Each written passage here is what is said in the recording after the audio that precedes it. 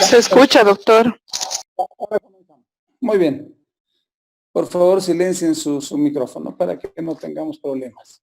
Entonces teníamos la radiografía de tórax como elemento fundamental para valorar la patología torácica y la tomografía computada como herramienta complementaria importante.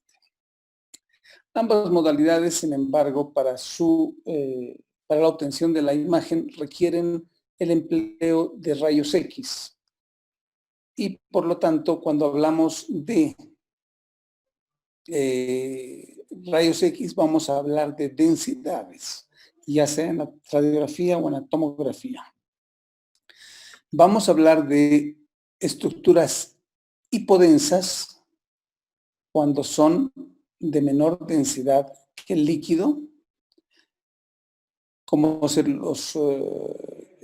el aire es menos denso que el líquido. Las lesiones hiperdensas son las lesiones que se representan más blancas en la radiografía o en la tomografía, y esa, la estructura más densa que nosotros tenemos en el organismo es indudablemente el hueso, y se va a representar como una imagen blanca.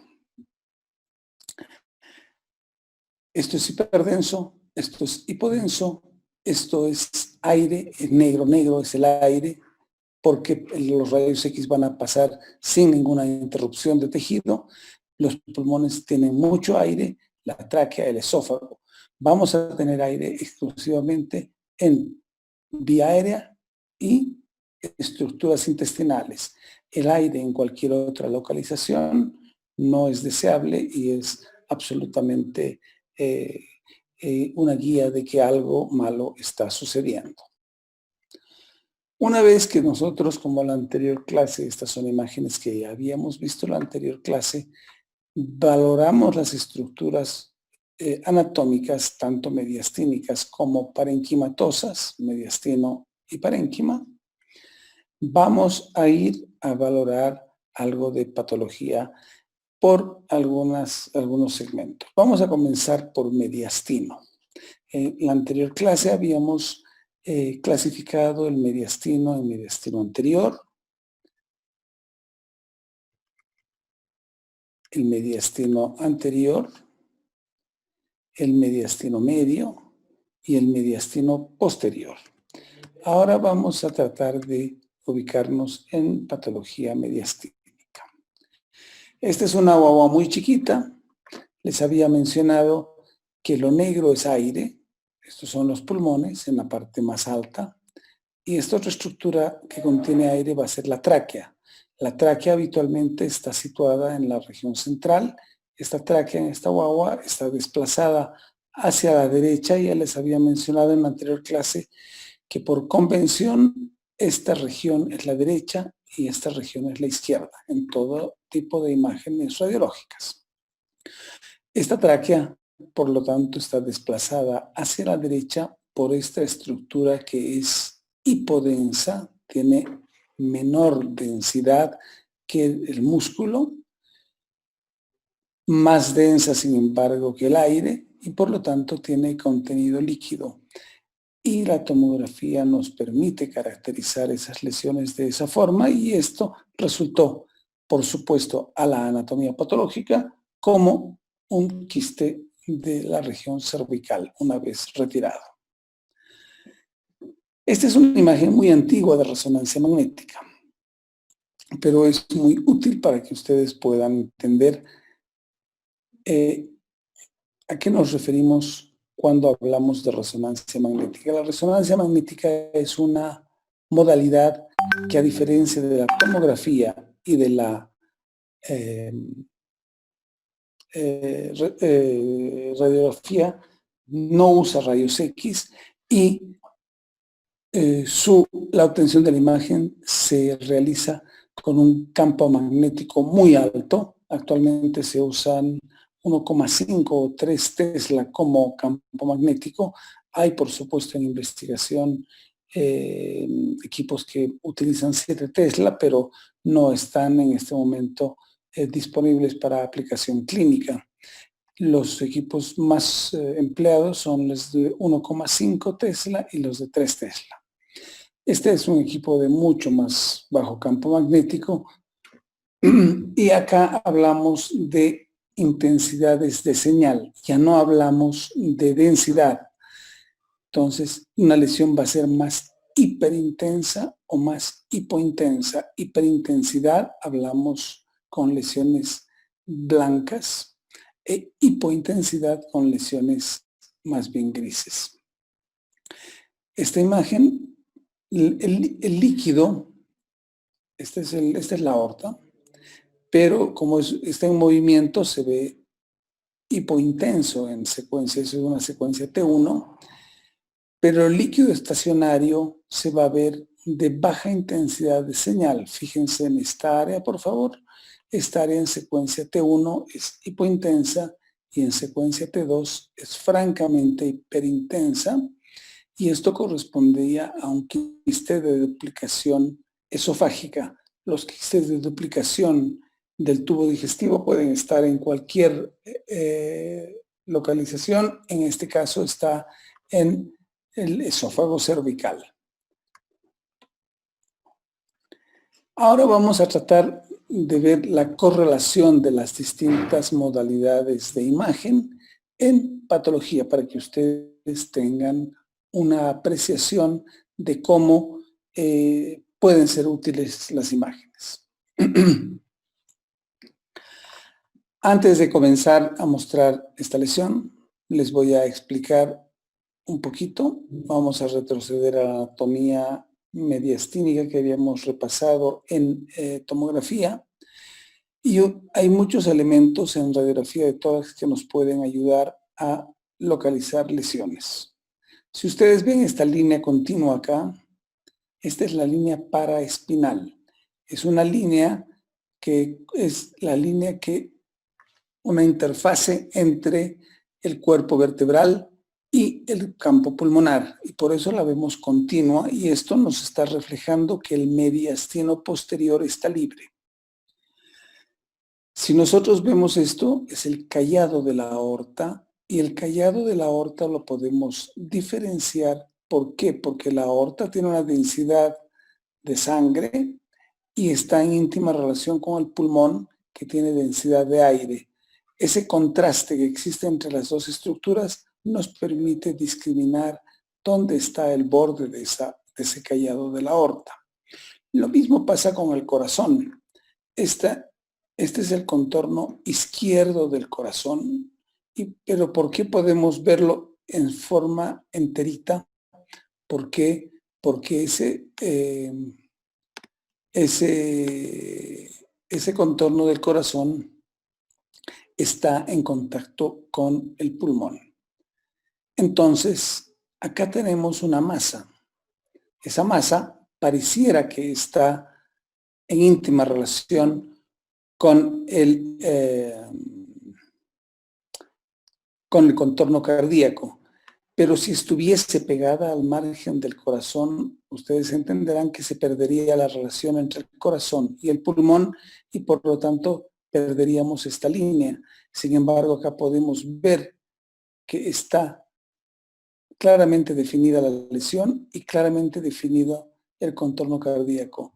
Vale decir que este nódulo o esta masa no está en relación estrecha con el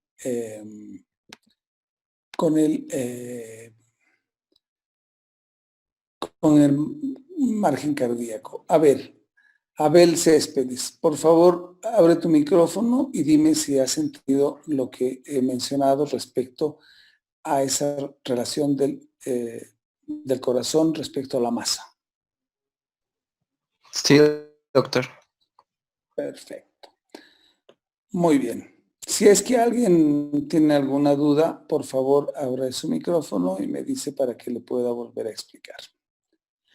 Entonces, ¿qué hacemos con este tipo de pacientes? Necesitamos caracterizar esta lesión de mejor manera.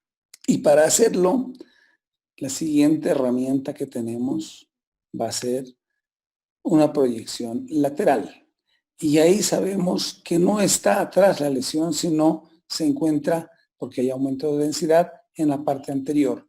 Difícil indudablemente de ver si es que no tenemos la otra proyección. Sin embargo, con tomografía computada, es el mismo paciente, podemos definir claramente que la lesión se encuentra en la parte anterior. Nosotros vemos el margen de esta masa. ¿Por qué? Porque está en contacto con el parénquima pulmonar y hay una diferencia de densidades en la radiografía. Y aquí es mucho más simple, mucho más fácil y mucho más representativa la posibilidad de ver esa lesión. Y esto correspondió a un quiste pericárdico. Los quistes pericárdicos pueden estar en distintas localizaciones. Este es el mismo paciente y obviamente el margen del corazón está libre y podíamos ver en la radiografía este margen del corazón porque el corazón, al igual que la masa que está más alta, también tenía relación con el corazón. Esta otra masa que está por las flechas indicada se encuentra en el lado derecho y si ustedes se fijan, les había mencionado la línea paraespinal. Uno puede seguir la línea paraespinal, aquí se interrumpe y vuelve a aparecer acá abajo. Por lo tanto, esta masa, a ver, Aleida, por favor, Aleida Grájeda, dime, ¿dónde crees, según la explicación anterior, que este nódulo debería estar? ¿Mediastino anterior, medio o posterior? Adelante, por favor, Aleida. Estaría en el mediastino anterior, porque, bueno, no se ve la línea paraespinal.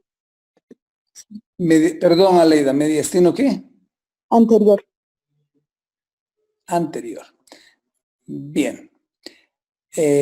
Para que no se olviden nuevamente. Cuando la línea paraespinal, Aleida, se interrumpe, quiere decir que esa lesión está en mediastino posterior. ¿Ya?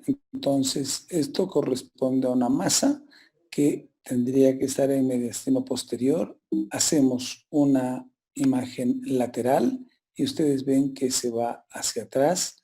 Estos son los cuerpos vertebrales y está ocupando esa área. Este es el mediastino posterior, muchachos.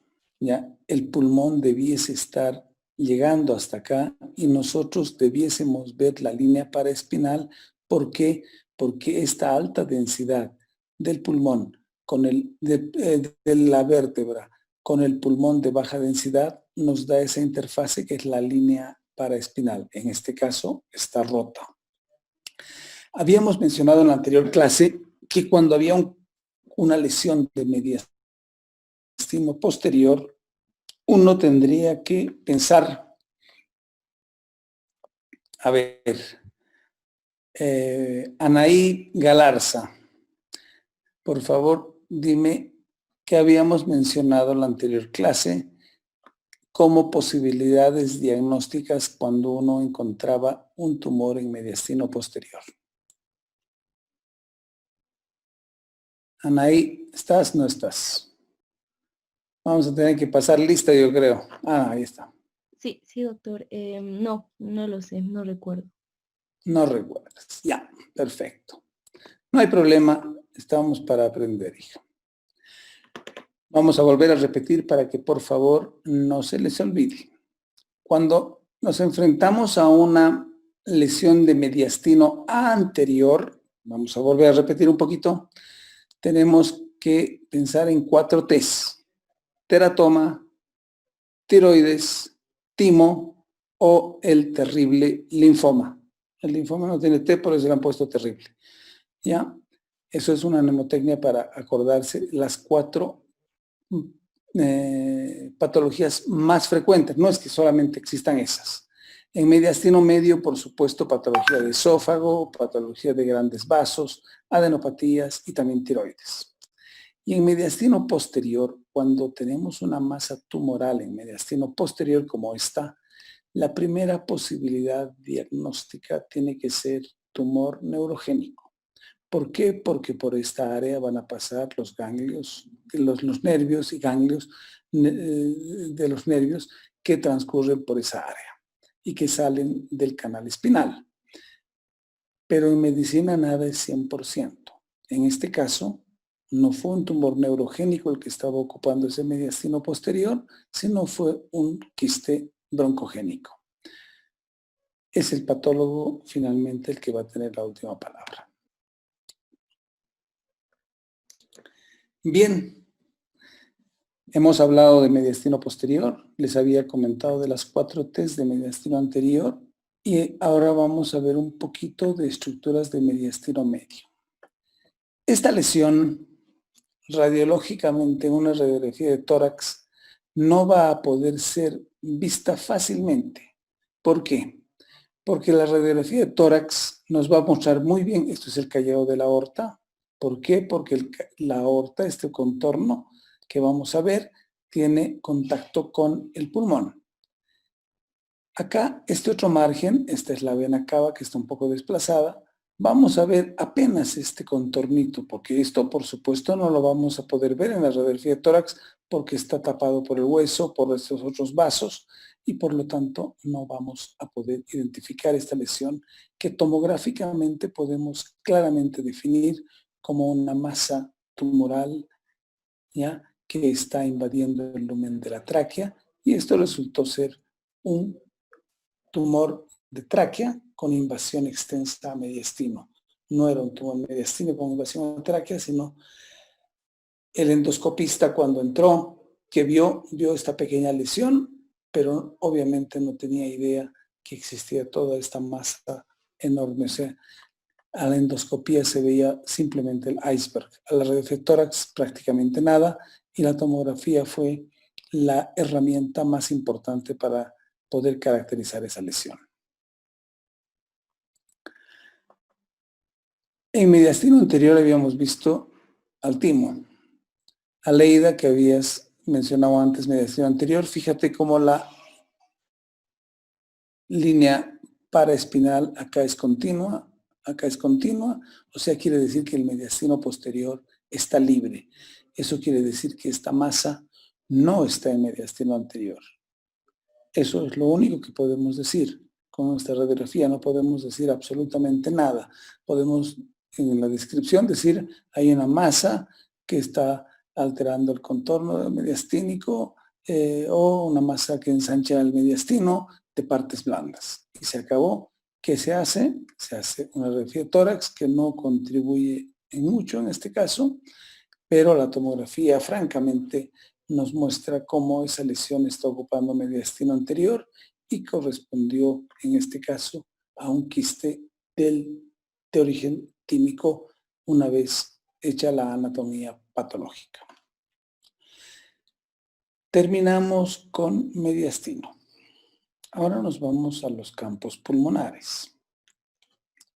Acá claramente ustedes ven que existe una lesión nodular, pero además tenía este paciente este nódulo en tiroides. Entonces, cuando uno tiene un nódulo tiroideo que está desplazando la tráquea y tiene un nódulo, es lógico pensar que este es un cáncer de tiroides con su metástasis pulmonar. Sin embargo, este paciente ya tenía una radiografía, una tomografía de muchos años antes y este nódulo estaba presente de la misma forma. Por lo tanto, no hay que inferir muy apresuradamente que esto sea una metástasis de este lóbulo.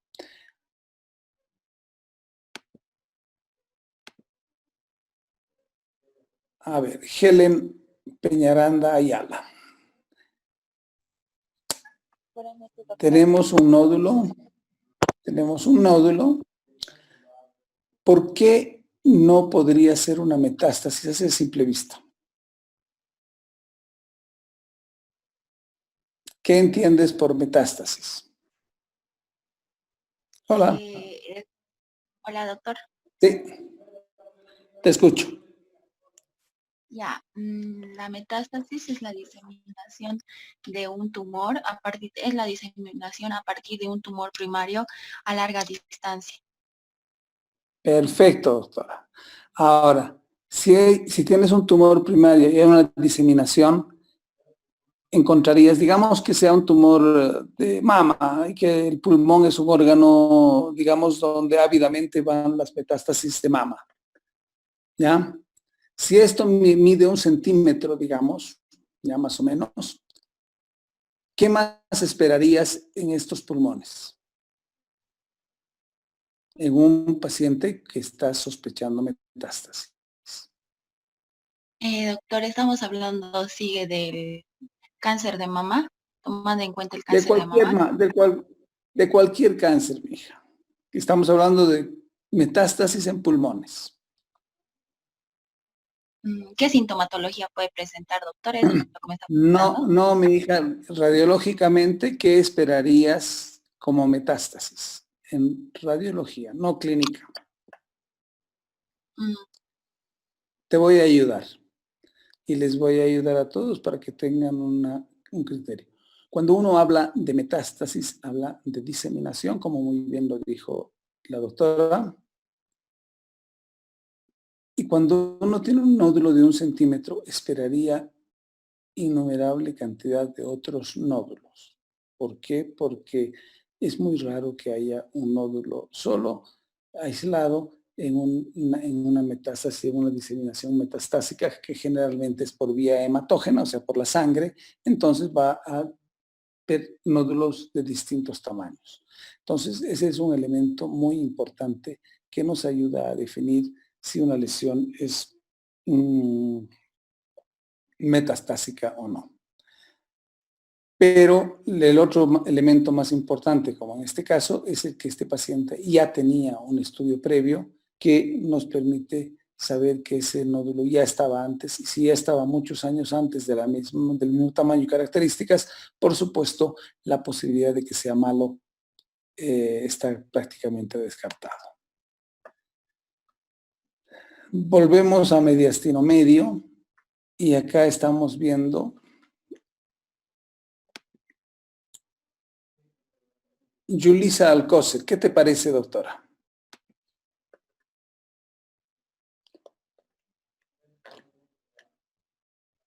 Hola. Sí, doctora, aquí estoy.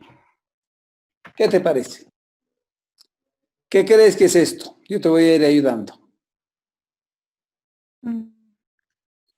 ¿Tendría que ser una acumulación de líquido o aire? A ver, ¿qué es esto? ¿Dónde está mi flecha? ¿Qué Yo creo que colores? serían los pulmones. Este es el pulmón, negro porque tiene aire. Y esto es negro porque también tiene aire.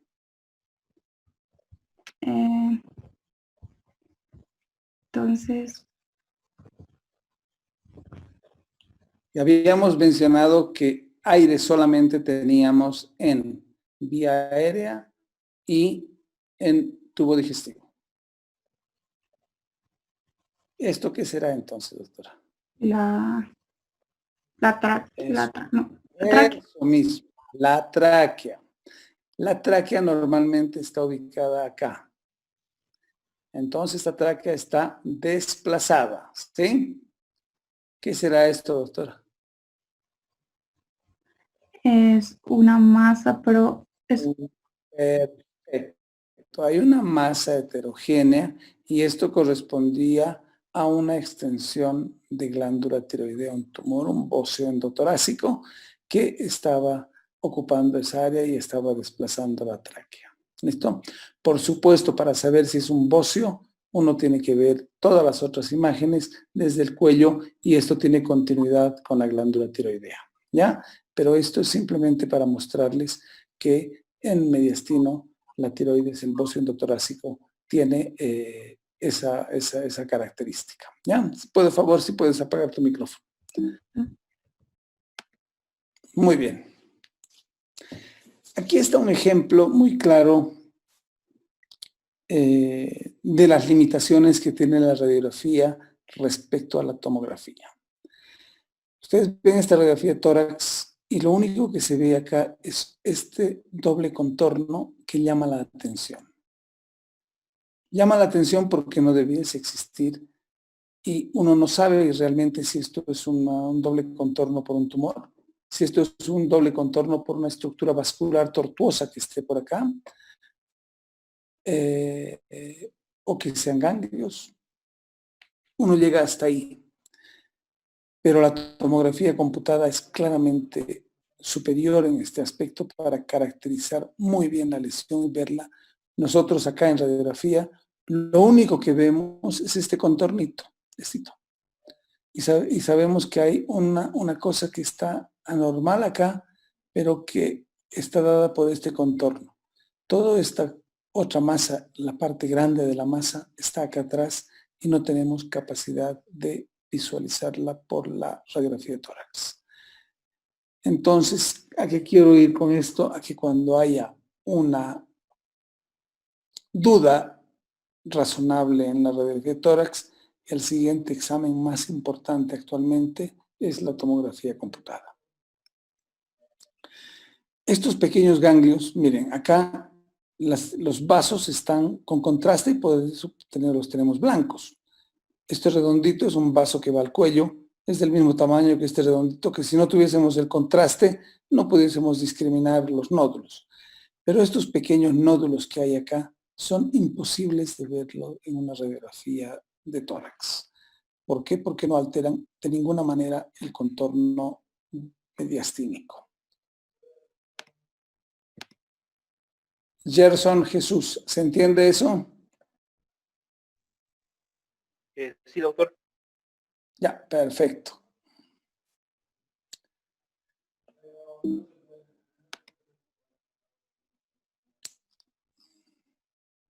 Muy bien. En esta radiografía de tórax, por ejemplo, nosotros podemos decir que acá hay unos nodulitos que nos molestan, que están agregando la sombra, pero no podemos llegar más allá. Entonces, solicitamos en este paciente, todo lo demás se ve bien, solamente hay estas densidades nodulares en hilios pulmonares que sugieren la posibilidad de ganglios linfáticos. Le hacemos la tomografía y por supuesto encontramos ganglios en los hilios pulmonares mejor caracterizados por la tomografía computada. Esto acá. Y por supuesto hay más ganglios que no son visualizados por la radiografía, que están en la región debajo de la carina. Muy bien. La otra, vamos a ver cuánto tiempo tenemos para que no nos pise acá. Ya, tenemos todavía unos minutos. Las otras estructuras que nosotros podemos valorar con tomografía son las estructuras vasculares, que, como ya les he mencionado antes, necesitamos la administración de contraste para poder identificarlas. Este es el corazón. Por supuesto, la valoración del derrame pericárdico no es un atributo de la tomografía. En este paciente lo pudimos ver, pero con ecografía es mucho más fácil. La ecocardiografía es una herramienta extraordinaria. ¿Qué podemos ver nosotros en patología vascular mediastínica? Podemos ver la arteria pulmonar y sus ramas, podemos ver si hay trombos dentro del lumen de estas estructuras vasculares en un tromboembolismo pulmonar, por ejemplo. Podemos ver el calibre de los vasos. Esta es la aorta descendente y esta es la vena cava superior y esta es la aorta ascendente. Aquí hay una diferencia significativa en el calibre entre la aorta ascendente y la descendente, y esto está sugiriendo una dilatación aneurismática de la aorta ascendente que habitualmente se da por estenosis de la válvula aórtica. ¿Y por qué se da la dilatación después de una estenosis? Porque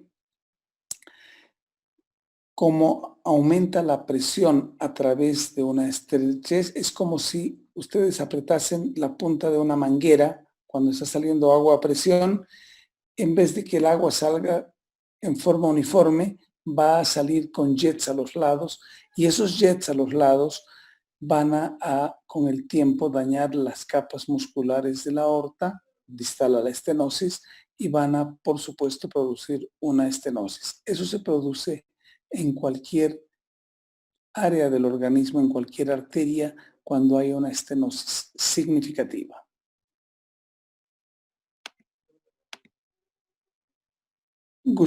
Gustavo Muñoz, a ver, ¿entiendes eso? Por favor. Sí, doctor. Ya, perfecto.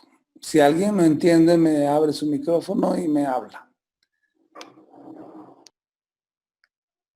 Muy bien. Esto vamos a pasar porque esto es lo mismo nomás. La otra indicación es digamos, cuando un paciente aparece con un dolor intenso, que parece un infarto cardíaco, pero es muy, muy intenso, de inicio brusco, y entonces el médico refiere que ve al paciente, le piensa en una disección aneurismática de la aorta, ¿ya? A ver, María Torres Mamani, ¿qué es una disección de la aorta? ¿Qué entiendes tú, por favor? Hola. Sí, doctor, aquí sería mostrar en partes. ¿Qué es una disección de la aorta abdominal? O una disección de la arteria vertebral, o una disección de la carótida. ¿A qué le llamamos disección? Se llama también aneurisma disecante. A ver. Estamos para aprender, o sea, ¿cuál crees que es tu concepto? Y vamos a corregir para que todos tus compañeros también aprendan.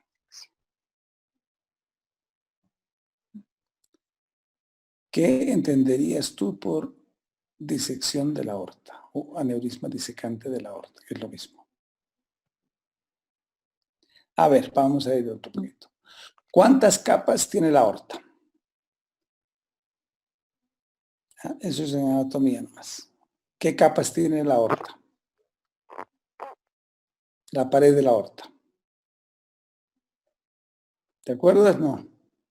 No, doctor. No te acuerdas. Vamos a ir, a ver. ¿Quién se acuerda? A ver, uno solo. Abre su micrófono. Cualquiera. Muchachos. 3 capas, doctor. A ver. La túnica ¿Qué capas? íntima, la túnica media y la adventicia. Ya, y cuando hablamos de disección de la aorta, ¿qué decimos? ¿Qué está pasando? ¿Qué será? En ¿Sabes tú o no? la túnica íntima se desgasta, sufre una lesión, doctor. Perfecto. Entonces, para que todos aprendan, ese es el concepto de una disección aneurismática. O sea, hay una lesión en la íntima, entra sangre entre la media y la íntima, que es este flap, esta imagen negrita, es una membrana. Todo esto es el lumen del vaso, de la ascendente y de la descendente, y ustedes ven que hay esta imagen que corresponde a un flap, que es de la separación de la íntima, y se forman dos lúmenes. Aquí están viendo un lumen de más densidad y otro de menos densidad, porque el contraste entra en menor cantidad al lumen falso, que sería este. Y el riesgo de esta disección es que comprometa el origen. Si estamos hablando de la aorta, del callado de la aorta, que compromete el origen de los vasos del cuello y pueda extenderse hacia las carótidas o vertebrales y generar infarto cerebral. ¿Ya? Entonces, para que no se olviden, disección aneurismática es ese concepto. Muy bien, lo mismo. Les había hablado de la arteria pulmonar. La arteria pulmonar es otro vaso que también podemos valorarlo y acá lo vamos a valorar en cuanto a la presencia o no de trombo endoluminal. Este es el tronco de la pulmonar, esta es la rama izquierda y esta debiese ser la rama derecha que vendría por acá, pero está ocupada por esta densidad de partes blandas que corresponde a un trombo dentro del lumen del vaso. Y eso se ve en el tromboembolismo pulmonar. Obviamente el tromboembolismo pulmonar es una condición muy grave y que pone en riesgo la vida del paciente. La tomografía computada orientada a este vaso nos permite el diagnóstico en forma precisa. Ahora, es importante que ustedes orienten el examen desde el punto de vista clínico. No quiero decirles que nos digan cómo vamos a hacer el examen, sino nos tienen que dar el diagnóstico clínico de su sospecha. Ustedes tienen que sospechar si ese paciente tiene un tromboembolismo pulmonar y de esa manera nosotros alcanzamos a hacer un examen orientado a que tengamos mayor cantidad de contraste en el sistema de la arteria pulmonar y de esa manera podamos representar de mejor forma esa estructura vascular. Muy bien, muchachos, vamos a dejar esto acá porque ya se me acabó el tiempo del Zoom y vamos a continuar el próximo jueves. Abran su micrófono unas 6 personas y díganme cómo estamos yendo, porque necesitamos un feedback para saber si está yendo bien esto o no. A ver, vamos, por favor. Está bien, Cualquiera. doctor. Se escucha bien, doctor. Ya estamos aprendiendo algo o no, que es otra cosa Pues sí, importante. La clase Sí, ha sido doctor. clara. Ya, perfecto. Bien, muchachos, Sí, entonces doctor. vamos a dejar esto hasta el próximo jueves. Yo les voy a pasar el link para la misma hora el jueves próximo. ¿Listo? Muy bien, muy buenas Doctor, noches. el siguiente jueves usted expone o empezamos nosotros con los Hasta casos. luego, doctor. Gracias. A ver, el problema que quisiera es que si ustedes pueden pasarme los que quieran para que yo de acá comparta mi pantalla y la persona responsable de la presentación hable con sus compañeros y presente el tema. ¿Ya? ¿Aló? Entonces, doctor, la siguiente clase ya expondría el primero. Me gustaría que sea así, o sea, yo no les voy a decir quiénes van a exponer, o sea, ustedes tienen que ver de hacerlo. Entonces, pero me gustaría que me pasen su presentación, que no vaya a ser más de 4 minutos, 5 minutos, o sea, 6 diapositivas o 7 nada más, y yo pueda de acá compartir porque yo no sé cómo darles permiso a ustedes para que compartan pantalla. Puede en Share Screen, doctor, le da una ¿Perdón? opción a la que hay una flecha. Tiene una flechita verde que dice Share Sí. Screen. Ya, al ladito hay una flechita. Usted aprieta ahí, le dice múltiples, que compartan múltiples personas. Y de esa forma nos autoriza. Bueno. Ya, voy a aprender entonces eso a hacer. Ya, ¿listo? O podemos mandar un tutorial, doctor. Creo que yo tengo uno de cómo utilizar Zoom. Lo puedo mandar al grupo para que le dé un vistacito. Ya, perfecto. Entonces, necesito unos 3 o 4 presentaciones para la próxima, así vamos avanzando. ¿Listo? Está muy bien, doctor. Muy bien, doctor. Muy bien, buenas noches. Y me avisan quiénes van a presentar, por favor, antes. Está bien, En el chat. ¿Ya? ¿Listo? Listo, doctor. Chao, chao. Hasta luego. Chao, Buenas buenas noches. noches. Hasta luego. Doctor. Chao, chao. Adiós. Hasta luego, doctor. Hasta luego, Chao. doctor.